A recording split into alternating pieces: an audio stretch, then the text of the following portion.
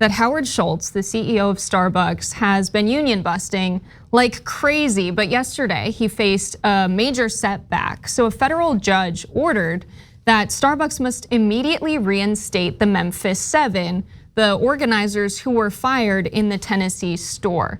So Starbucks fired those workers back in February, and here was their excuse. Starbucks said that the firing was because the 7 workers violated security policies by staying in the store after hours, allowing a TV crew behind the counter and in the back of the house, and in the case of one worker, opening the safe without permission. But we know from the evidence that we've seen that this was really a case of retaliation against these workers who were organizing the union. Here's what one worker said after she was fired. "I was fired by Starbucks today for policies that I've never heard of before and that I've never been written up for before." So the National Labor Relations Board filed a legal motion challenging this firing. And Sheryl Lipman, the district judge in Memphis, said the National Labor Relations Board had provided enough evidence that the dismissals earlier in the year were motivated by anti-union animus. Lipman also ordered Starbucks to no longer engage in the type of activities that gave rise to the case. Those activities include discharging, disciplining, or discriminating against employees because of their union support and activities. One of the main union organizers gave a comment on this, and she said, "We're beyond thankful the federal court ruled in our favor, and this just goes to show that Starbucks will do everything in their power to silence us. Memphis is a union town. We remain the only store to have organized in Memphis for fear of workers being fired like we were." So for them, it's in a large part about job security. But we have reporting from the Washington Post of one of the main organizers with Starbucks Workers United saying, Howard Schultz thought he could terrify an entire nation of baristas by firing the Memphis Organizing Committee. Thankfully, a federal judge has found that Schultz is not above the law. And right now, Starbucks, as the kids would say, is big mad about the ruling. Reggie Borges, a Starbucks spokesperson, said the company would appeal the ruling and request a stay of the order, which could result a pause of the reinstatement of these employees until the review is finished. So they're gonna keep fighting this. They've lost big and they're gonna keep fighting this. What are your thoughts? Okay, so big day for labor. I love this. So a nuance is necessary, but it's also very good. We're gonna get to that in a second. But first, we have to note that anything called the Memphis 7 is by definition cool. So that's where Starbucks lost immediately, okay? But that actually does relate to the substance as well. But also, let's note that Jessica just said, as the kids say. Okay, as if she's 85. Okay, anyways, now to the substance. Look, there are legitimate cases of people getting fired that don't have anything to do with the union in the middle of a union drive. It happens all the time. That's why you have a National Labor Relations Board. Now, when it goes to them, it's not easy for the union to win. It's not easy for the workers to win. And if you show legitimate reason, and oftentimes there are legitimate reasons, then you win, the employer wins, right? So the fact that Starbucks lost is a huge deal. Second of all, a hint as to why it might have been union organizing that got them fired in the first place is that there were 7 of them. All 7 miraculously violated random codes at Starbucks at the same time. The same 7 who were organizing and Starbucks knew they were organizing. Well, that is a hell of a coincidence, and that is why you lose. And now having to rehire them, and the message this sends, more importantly, to the rest of the workers, don't be afraid. You can organize, you're allowed to do that here in America, you're allowed to do that at Starbucks. That's a giant message and a very positive one today.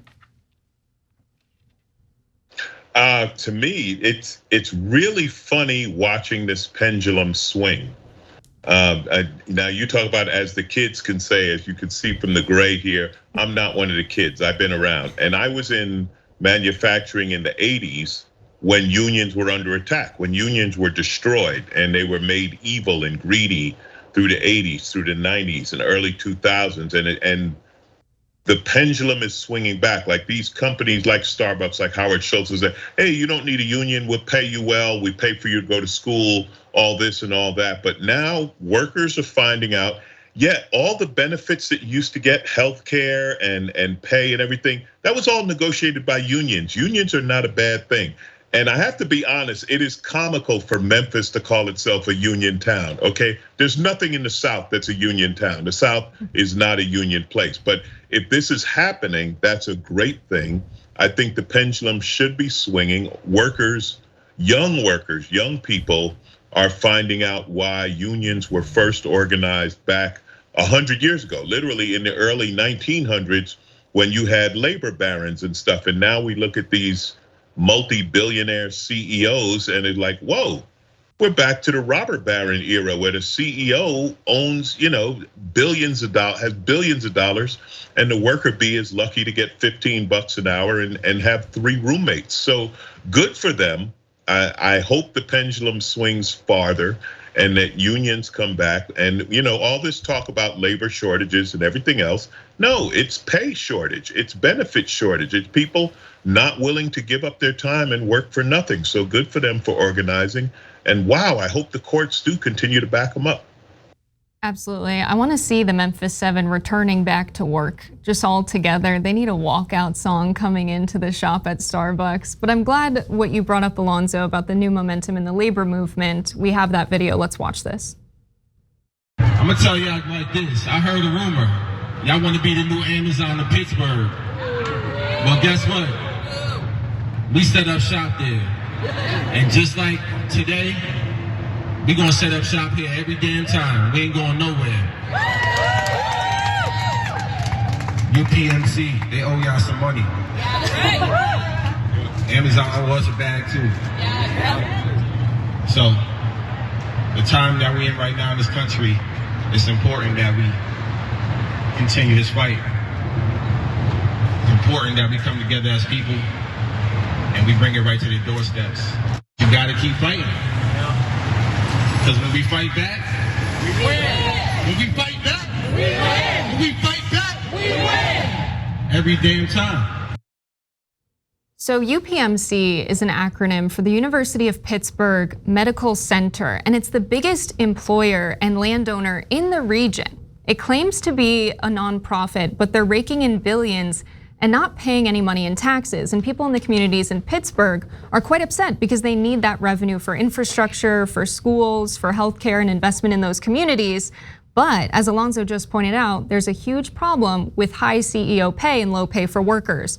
Jeffrey A. Romoff, the president and CEO, makes $8.5 million annually. 34 of their top paid employees are earning over $1 million, while they're not paying their workers fair wages and they're not paying taxes.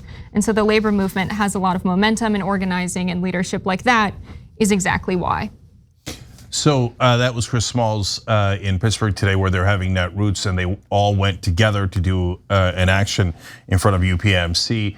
But the main point of that story is that the fire is spreading. So now there's more and more union efforts. And look, I gotta say that in the beginning I was a little skeptical because some of the unions were targeting the most progressive places because they thought it was low-hanging fruit, and it felt a little unfair. But I'm like, wait, you're leaving the giant multi-trillion-dollar companies and targeting some folks that are barely surviving, right? But I have to say, no, to be fair, they spread and spread and spread and got to larger and larger companies. So they were building momentum. So looking back on it, you say, maybe that was a good strategy to start small and get bigger and bigger. Now, we've talking about Amazon, we're talking about Starbucks, and now organizing is spread all over the country, and that's a great phenomenon. Yeah, I mean, I get why they started small, because if you started big, if you challenged Amazon and a big healthcare company, they own Congress people, right? They straight up own people in Congress. So that they own people who appoint judges. They own politicians who appoint judges. It makes it a much harder fight. So good for them for building momentum with the smaller companies and the smaller wins, because these big corporations, as you say, multinational, multi-billion-dollar corporations, are going to be a very difficult fight. And one of the things that they might try to do is, I don't know, outsource more labor, but they definitely have the money to get politicians on their side. I mean, unfortunately, America's politicians are for sale, right? We've all heard the joke that they should wear NASCAR suits so we know who owns them and who they're sponsored by. But that's the truth. So now that they're taking on the big boys, the fight becomes much more expensive and much tougher.